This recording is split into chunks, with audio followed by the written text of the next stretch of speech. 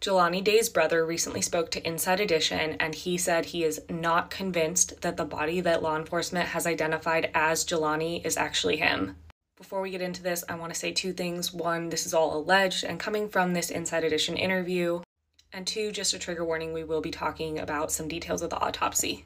So when Jelani's brother went to identify him, the coroner reminded him that water can significantly change a body's decomposition. But when he saw the body, he said that he was skeptical that his body would have decomposed that fast and that he saw nothing of Jelani in it. He explained that his brother went missing on August 24th and they found this body 10 days later on September 4th.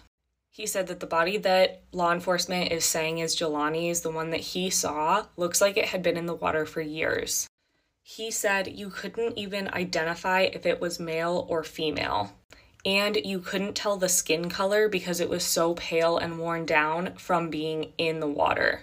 He also said the face itself is something you would see in a science lab. The family hired a private forensic pathologist to conduct a second autopsy, and the family believes that officials are not really being straightforward with them and that there are some things that they are trying to cover up. So this body was found 10 days after Jelani was reported missing, but it took over 2 weeks to get an identification. This, of course, frustrated the family, and it led to what is being described as a heated call between Jelani's mother and the LaSalle County coroner. Jelani's brother described in the interview with Inside Edition that after his mother was asking about how they were going to identify the body, the coroner blew up at her for asking what seemed like very general questions. Jelani's brother recalls the coroner saying over the phone something along the lines of, "You're pissing me off. Do you want me to find out if this is your son or not?"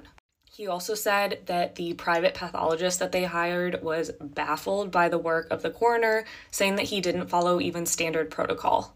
There are apparently even differences in the way that the body was described between the two autopsies in things like hair was shaved and then hair wasn't shaved. They are currently working to get a third autopsy done. The Day family is trying to get the FBI involved because they are extremely frustrated with local law enforcement and just don't feel like everything is being done properly or don't feel like everything is being done that can be to help identify what happened to Jelani. A public affairs officer for the FBI said that the FBI is involved, but right now they don't have any plans to take over the investigation. She explained that the FBI usually gets involved when cases cross state lines or they involve a young person who has been the victim of a violent crime. I usually don't share my opinion, but I feel like something has to happen other than just a straight investigation in this case.